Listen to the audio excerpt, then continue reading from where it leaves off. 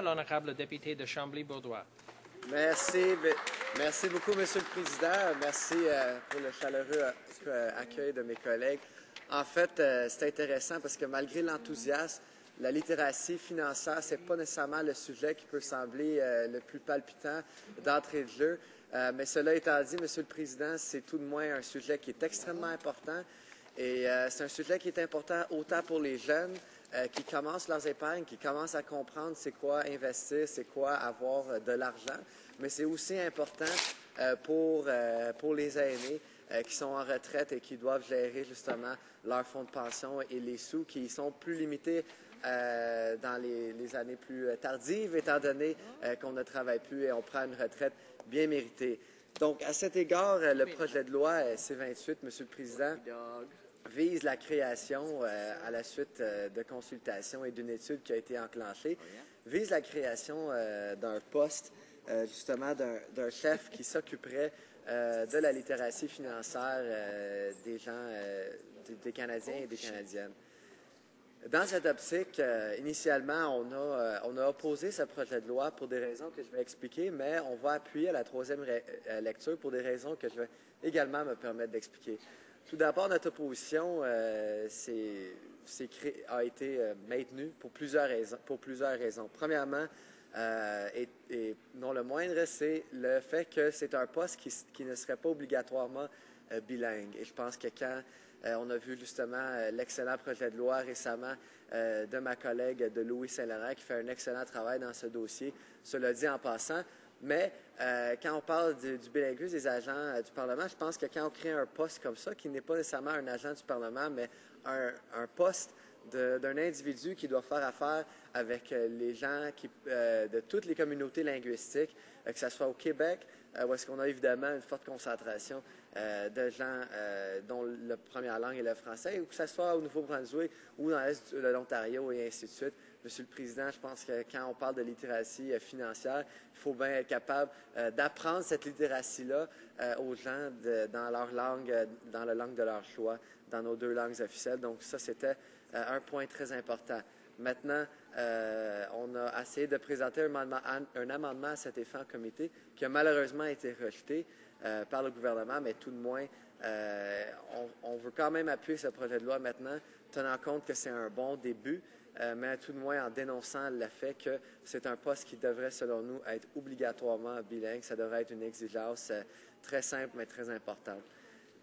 Le deuxième point qui a causé une certaine consternation au sein de notre députation, puis qui nous a beaucoup inquiétés, c'est le fait qu'on crée le poste, mais par la suite, on avait une autre recommandation par les gens qui ont étudié cette question-là, qui était de créer justement un conseil qui consulterait avec le chef de la littératie financière, qui serait composé de gens provenant de différents milieux, du milieu de l'éducation financière, du milieu syndical, du milieu des institutions financières, et ainsi de suite. Et en ayant un conseil comme ça qui consulterait avec cet individu qui comblait le poste qu'on serait en train de créer, on créait un système où est-ce que justement les gens de tous les milieux sont consultés. Et ça, c'est très important quand on parle de littératie financière parce que c'est malgré le rôle important des institutions financières, il faut faire très attention, Monsieur le Président, que quand on apprend la littératie financière aux citoyens,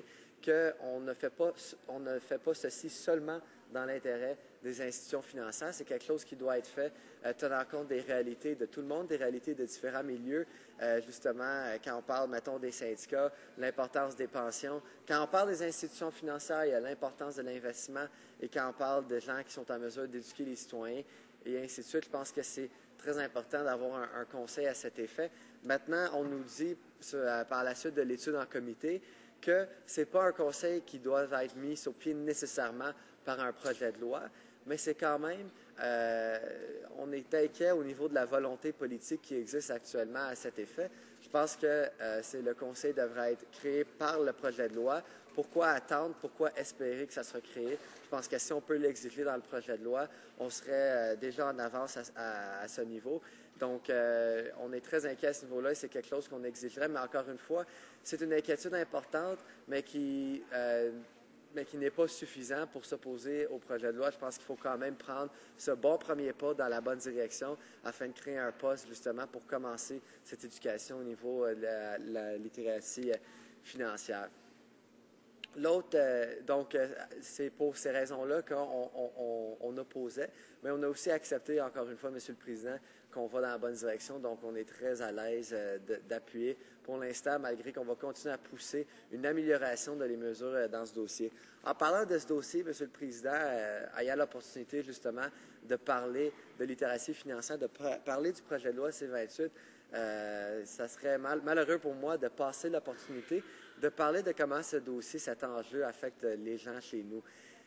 Premièrement, je vais justement me fier sur quelqu'un que je connais dans ma circonscription qui travaille pour une institution financière.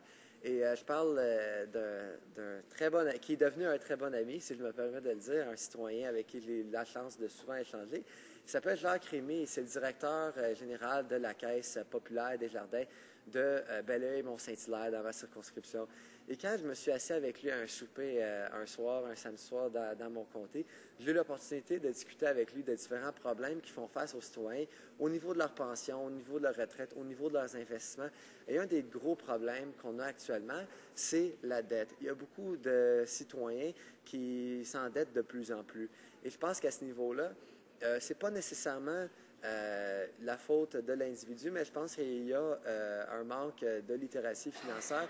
Et ce que je veux dire par ça, Monsieur le Président, loin de là de vouloir blâmer les citoyens, je pense que c'est parce que de nos jours, il y a tellement d'opportunités d'investir, il y a tellement d'opportunités de rentrer dans des régimes d'épargne, il y a tellement d'opportunités de disposer de plusieurs cartes de crédit avec tous les récompenses qui y suivent, que ça peut être plutôt difficile à suivre. Et avec le coût de la vie qui augmente et ainsi de suite, ça peut être facile de tomber dans la dette. Et l'endettement est devenu un problème très sérieux et j'ai eu la chance, comme je vous ai dit, Monsieur le Président, d'en parler avec M. Rémy, qui, comme je l'ai dit, est directeur d'une institution financière et ce qu'il voit de plus en plus.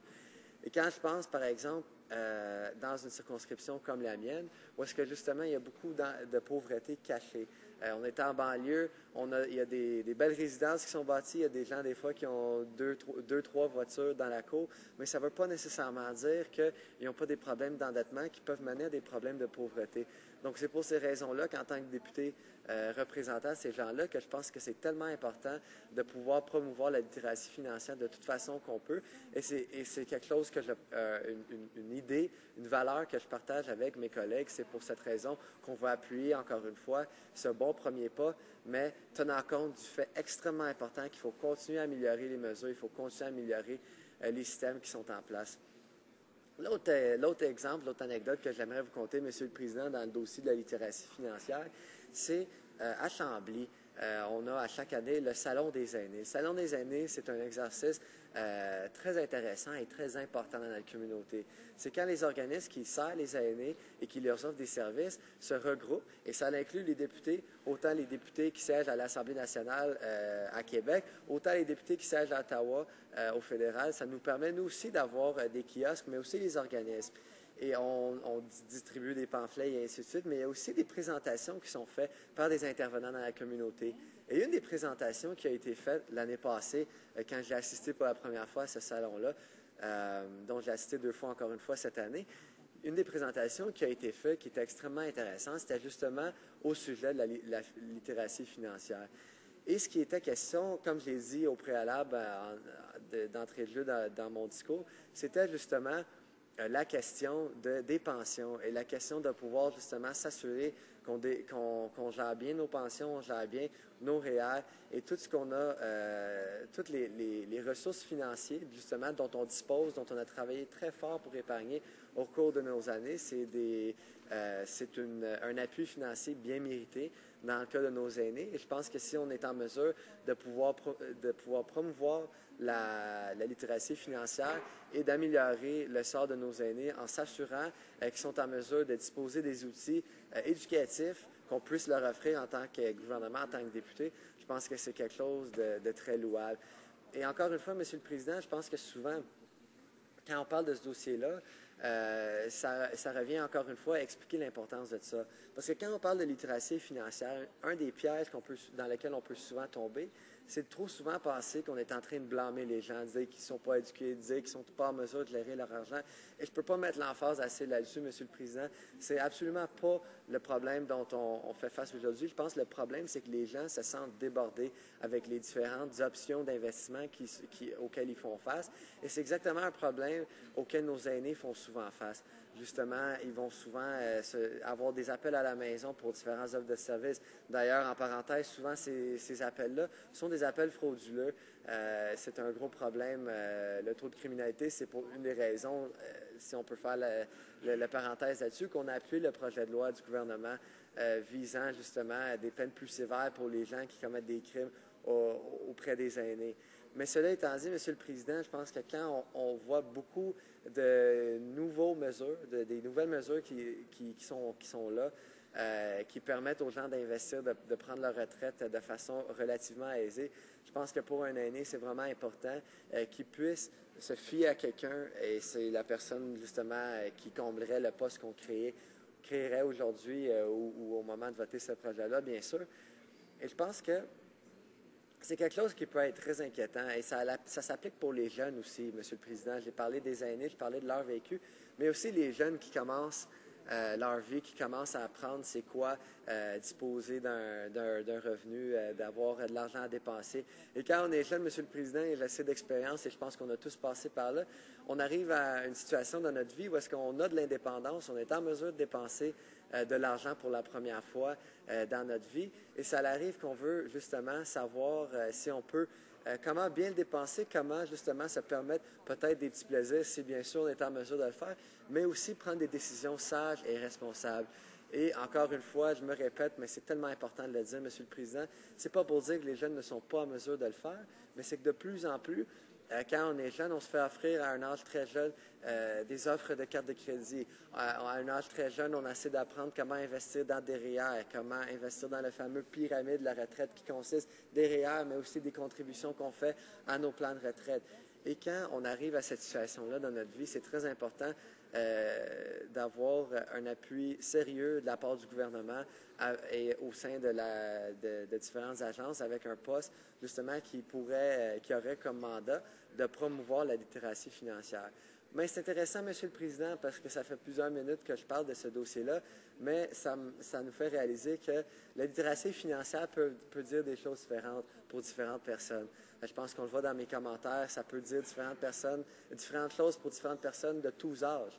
Donc, je pense qu'à cet effet, nous, au NPD, on croit fermement d'avoir une définition concrète de ce que veut dire la littératie financière. Je pense que quand on crée un poste qui a comme mandat de promouvoir la littératie financière et d'éduquer les citoyens et les citoyennes, je pense que c'est primordial que la définition, tout comme la définition du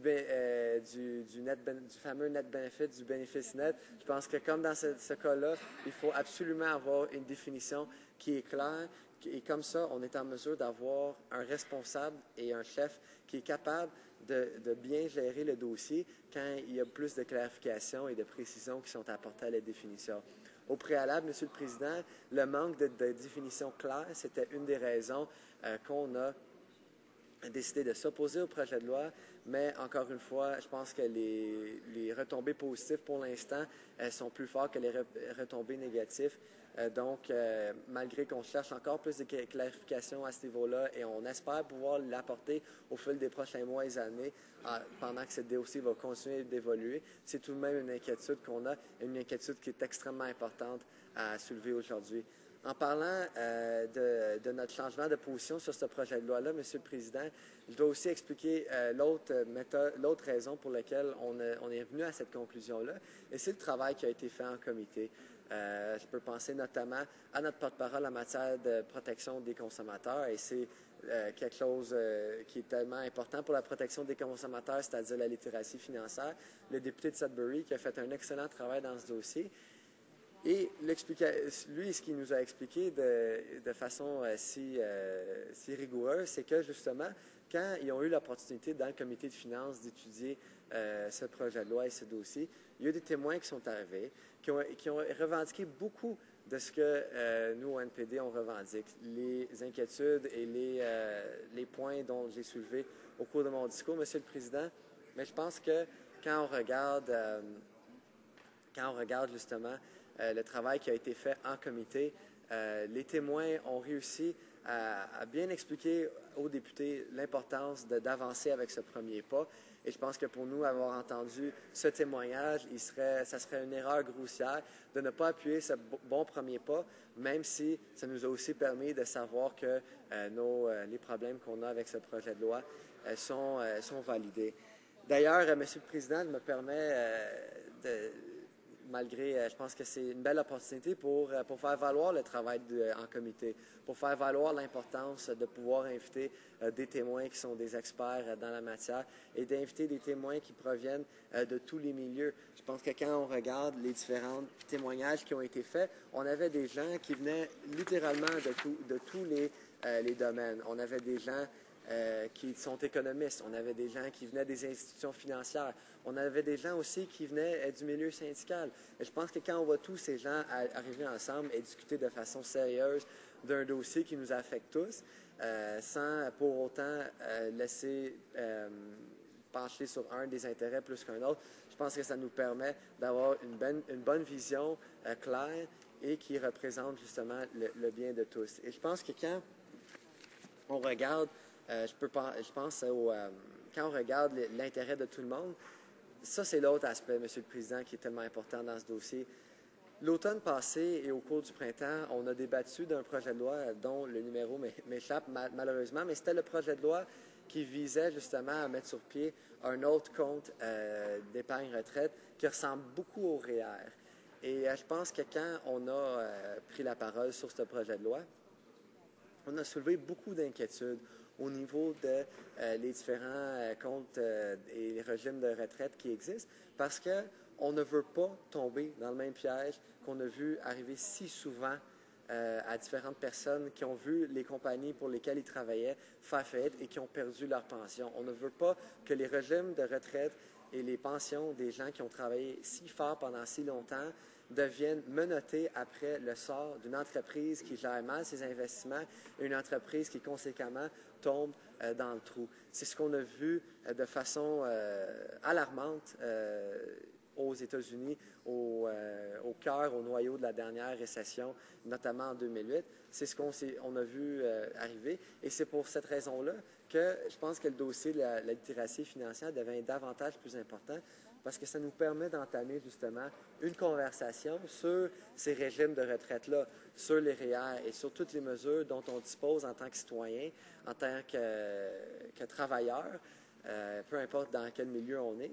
Ça nous permet justement de reconnaître les dangers de ces mesures-là et afin de procéder de façon sécuritaire.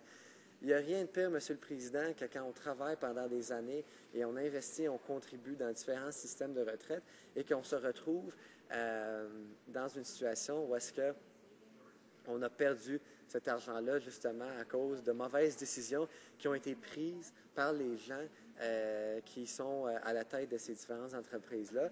Et c'est pour cette raison-là qu'on veut faire très attention et que c'est très important de pouvoir éduquer les citoyens et leur permettre de disposer de tous les outils nécessaires afin de prendre des décisions saines au niveau de leur retraite, au niveau de leurs investissements. Monsieur le Président, je vais vous permettre justement de parler de mon propre expérience à cet effet. Encore une fois, comme je l'ai dit plus tôt, c'est quand on arrive à un certain âge et on commence à travailler, on commence à avoir des sous, on commence à avoir ces opportunités-là, la retraite peut sembler très loin. On ne pense pas à notre pension quand on est dans la vingtaine, mais je pense que c'est très important de commencer à y penser. Moi, je le dis tout le temps que c'est très important. Le dossier des pensions est extrêmement important pour nos aînés, pour les gens qui prennent leur retraite, mais c'est un dossier qui est aussi important pour les jeunes. Et je pense que c'est quelque chose qu'il faut reconnaître, qu'il ne faut pas tomber dans les préjugés, penser que ça touche plus une classe de citoyens plus qu'un autre, ou que ça touche juste des gens d'un certain âge. Donc, Monsieur le Président, mon temps, malheureusement, est écoulé, mais je ne peux pas le dire assez. C'est un dossier tellement important. C'est pour cette raison-là qu'on appuie ce projet de loi-là. Mais c'est aussi pour cette raison-là qu'on va continuer à renforcer ces mesures et travailler ce dossier afin que nos citoyens puissent bien investir leur argent et avoir une sécurité financière adéquate. Merci, Monsieur le Président. Question et commentaire. The Honourable Member for Winnipeg North. Thank you, Mr. Speaker. Mr. Speaker, my question to the member is, in looking at financial literacy, it's great to see that the federal government has actually taken an interest to the degree in which they've introduced a bill which will, in good part, at least move us a little bit forward. There's a lot more that they could be doing, but part of the responsibility is also to work with the different provinces. The provincial governments play a huge role in this whole issue of financial literacy, and you could ultimately even pass that down into places like our school divisions. And my question to the member is, does he see the important role that the minister, in particular other ministers, specifically the minister responsible for intergovernmental relations, in terms of taking this important file and advancing it with all provinces in Canada? L'honorable député de Chambly-Bourdois. Merci, M. le Président. Je remercie mon collègue pour sa question parce que je pense qu'il a absolument raison. Il faut, dans ce genre de dossier, il faut certainement travailler en étroite collaboration avec les provinces parce qu'eux aussi ont chez eux différents systèmes en place qui font partie du grand pyramide, comme je l'ai dit, de l'investissement à la retraite. Moi, je proviens du Québec où, justement, nous avons notre propre système de régime de pension et je pense que ça démontre exactement la raison pour laquelle il faut travailler en collaboration avec les provinces. Maintenant, je me désole de devoir faire un commentaire de même. Il pose la question si le ministre des Affaires gouvernementales devrait faire quelque chose à cet effet. Malheureusement, je pense qu'on a un ministre qui n'est pas vraiment en mesure de bien remplir son mandat par les temps qui courent. Mais ça, c'est un autre chat à fouetter, Monsieur le Président. Cela étant dit, c'est certain, il a aussi mentionné les écoles, mon collègue, et je pense que c'est absolument vrai. J'ai parlé de l'importance de pouvoir éduquer les jeunes qui commencent à travailler. Mais à cet effet, Monsieur le Président, c'est pour cette raison-là que c'est tellement important d'avoir un conseil composé de gens de différents milieux pour être sûr que quand on est en train d'éduquer les gens, que ce n'est pas uniquement les gens des institutions financières, malgré leur rôle à jouer, que ce soit des gens qui viennent de tous les milieux afin d'avoir une approche qui est balancée pour mieux représenter la réalité, dans le fond, Monsieur le Président. Question et commentaire, l'honorable député de Drummond. Merci, Monsieur le Président. Je voudrais féliciter et remercier mon honorable collègue de Chambly-Bourdois pour son excellent discours sur un sujet qui n'est pas très simple à expliquer, la littératie financière, et il a permis, avec des exemples concrets, avec son bon travail en circonscription, de nous exprimer tout en détail l'importance de cette loi. Et moi, je viens du monde de l'éducation et c'est très important, effectivement, d'éduquer, d'informer, de permettre que l'information soit diffuse, soit présente, soit disponible pour que les gens puissent prendre des meilleures décisions. Que ce soit, par exemple, dans le cas comme l'a si bien mentionné mon collègue, que ce soit pour les aînés, pour les jeunes, par exemple pour leur retraite, ou pour le problème qu'on retrouve avec une plus grande dette chez les jeunes, entre autres avec les cartes de crédit, qui abusent avec des frais, des fois, qui sont exorbitants. Et il a aussi mentionné l'excellent travail qu'il y a eu en comité. Ce n'est pas toujours facile, le travail qui se passe dans les comités. On sait que, par exemple, avec C-45, on aurait dû pouvoir analyser les différentes lois qui sont changées d'une manière profonde et dans les différents comités d'une manière autonome et non pas dépendante du pouvoir du comité des finances. Tout ça pour dire que je voudrais féliciter mon collègue et lui poser la question comment est-ce qu'il a trouvé, est-ce qu'effectivement est-ce qu'il a trouvé que cette loi va permettre d'améliorer l'éducation pour améliorer les connaissances financières des citoyens canadiens. L'honorable député de Chambly-Bourdois. Bien, je remercie mon collègue pour sa question. Effectivement, je pense j'étais très content de voir qu'en comité, on était en mesure d'évoluer et de développer notre position après avoir entendu des experts. C'est tout à fait la raison d'être d'un comité. Donc, à ce niveau-là, c'est toujours très bien à voir. Concernant justement la question sur notre appui à ce projet de loi, puis si c'est vraiment une bonne chose, comme je l'ai dit à plusieurs reprises, Monsieur le Président, c'est un pas dans la bonne direction, mais il y a encore beaucoup de travail à faire. Mais en même temps, je pense que c'est un peu comme le projet de loi dont on a débattu ce matin dans C-44. Je pense qu'il ne faut pas mêler notre appui. Notre appui ne veut pas nécessairement dire on se contente de où on est et qu'on ne pense pas qu'il y a encore beaucoup de chemin à faire. Il y a une nuance là, Monsieur le Président, puis c'est très important à le préciser. Je tiens aussi à remercier mon collègue d'avoir apporté la perspective de quelqu'un du monde de l'éducation parce que c'est extrêmement important. Puis comme je l'ai dit plusieurs fois, il faut faire très attention parce qu'il faut respecter l'intelligence des gens, il faut respecter leur propre responsabilité, leur capacité de bien investir quand on est en train de procéder à éduquer. Et en même temps, comme je l'ai dit, il ne faut pas tomber dans le piège où est-ce qu'on prend, c'est une rue à un sens. Il ne faut pas nécessairement juste parler d'épargne.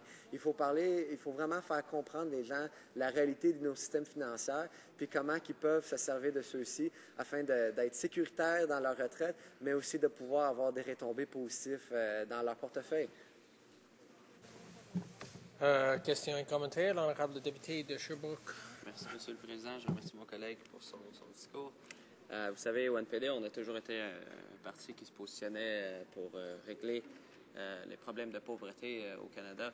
Et puis, j'ai l'impression et donc j'aimerais avoir un commentaire là-dessus, savoir est-ce qu'une population qui est mieux informée sur ses droits financiers, qui a plus de réponses et que les informations sont plus claires, peut aider à diminuer la pauvreté quand que de la population, comme je viens de mentionner, est mieux informée face à ses droits et au domaine financier en général.